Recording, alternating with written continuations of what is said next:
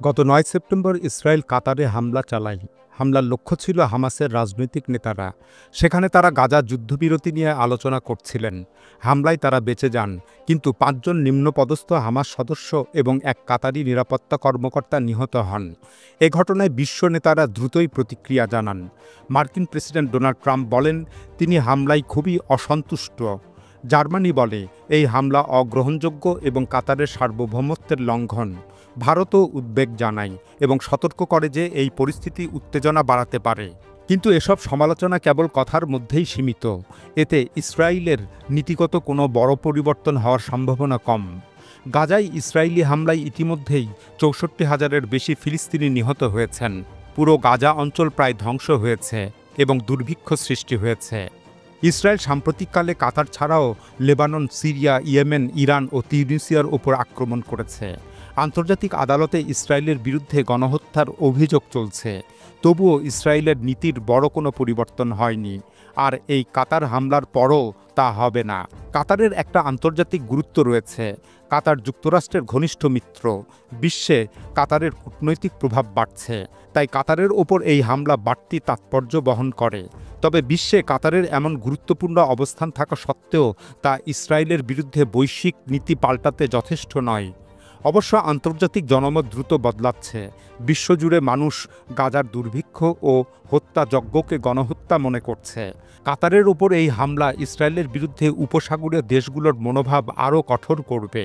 উপসাগরীয় রাষ্ট্রগুলোর নেতারা ইতিমধ্যেই দোহা সফর করে সংহতি জানিয়েছেন। কাতারের প্রধানমন্ত্রী বলেছেন, ইসরায়েলের বিরুদ্ধে উপসাগরীয় রাষ্ট্রগুলোর যৌথ পাল্টা প্রতিক্রিয়া কী হবে তা নিয়ে তারা আলোচনা করেছেন। এদিকে ইউরোপে ইসরায়েল বিরোধী মনোভাব বেড়েছে। স্পেন অস্ত্র রপ্তানিতে নিষেধাজ্ঞা দিয়েছে, আর ইসরায়েলি সেনাবাহিনীর জ্বালানি বহনকারী জাহাজকেও তাদের বন্দর ব্যবহার করতে দিচ্ছে না। ইউরোপীয় কমিশনের প্রেসিডেন্ট বলেছেন, ইউরোপীয় ইউনিয়ন এবং ইসরায়েলের মধ্যে মুক্ত বাণিজ্য চুক্তি স্থগিত হতে পারে। তবে এরপরও পশ্চিমা দেশগুলো রাশিয়ার বিরুদ্ধে যেমন নিষেধাজ্ঞামূলক পদক্ষেপ নিয়েছিল, সে তুলনায় এসব অতি সামান্য পদক্ষেপ।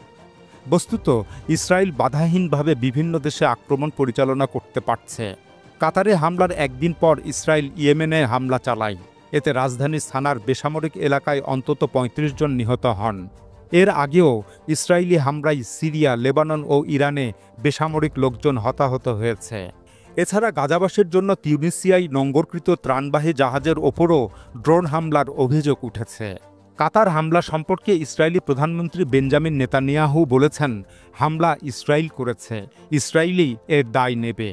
আর ইসরায়েলের অর্থমন্ত্রী স্মটরিচ বলেন, ইসরায়েলের শত্রুরা পৃথিবীর কোথাও নিরাপদ নয়। আসলে ইসরায়েল তার পছন্দমাফিক হামলা করছে, কোথাও কোনো শক্ত প্রতিরোধের সম্মুখীন হচ্ছে না। ইউরোপ সমালোচনা করছে, কিন্তু কার্যকর প্রতিরোধ করতে পারছে না। তবে ইসরায়েলকে থামাতে পারে একমাত্র একজনই, আর তিনি হলেন মার্কিন প্রেসিডেন্ট ডোনাল্ড ট্রাম্প। যুক্তরাষ্ট্র ইসরায়েলকে প্রতি বছর বিলিয়ন বিলিয়ন ডলার আর্থিক ও সামরিক সাহায্য দেয়। এভাবে সে ইসরায়েলের সামরিক শ্রেষ্ঠত্ব নিশ্চিত করে। যুক্তরাষ্ট্র ইসরায়েলকে সর্বাত্মকভাবে কূটনৈতিক সমর্থনও দেয়। যুক্তরাষ্ট্র জাতিসংঘে ইসরায়েলকে রক্ষা করে। এমনকি আন্তর্জাতিক অপরাধ আদালতের কর্মকর্তাদেরও যুক্তরাষ্ট্র নিষেধাজ্ঞা দিয়েছে। মার্কিন প্রেসিডেন্ট ডোনাল্ড ট্রাম্প অতীতে ইসরায়েলের সবচেয়ে বড় সমর্থক ছিলেন। তিনি প্রথম মেয়াদে প্রেসিডেন্ট থাকাকালে জেরুজালেমকে ইসরায়েলের রাজধানী হিসাবে স্বীকৃতি দিয়েছিলেন। ইসরায়েলের ডানপন্থীরা ডোনাল্ড ট্রাম্পের শাসনকালকে তাদের পরিকল্পনা বাস্তবায়নের মহা সুযোগ মনে করেন। কিন্তু কাতারের ওপর ইসরায়েলি হামলা ডোনাল্ড ট্রাম্পকে নাজুক অবস্থায় ফেলে দিয়েছে। কেননা মধ্যপ্রাচ্যে কাতার হল যুক্তরাষ্ট্রের অন্যতম প্রধান মিত্র। কাতারে যুক্তরাষ্ট্রের সবচেয়ে বড় সামরিক ঘাঁটি রয়েছে, যেখানে প্রায় ১১,০০০ মার্কিন সৈন্য অবস্থান করছে। ট্রাম্প ক্ষমতায় ফিরে আসার পর কাতার সফর করেছিলেন। কাতারের শাসকবর্গের সাথে তার বেশ সখ্যতা গড়ে উঠেছে। কাতার ডোনাল্ড ট্রাম্পকে বিশাল আকারের একটি বিলাসবহুল উড়োজাহাজ উপহার দেয়।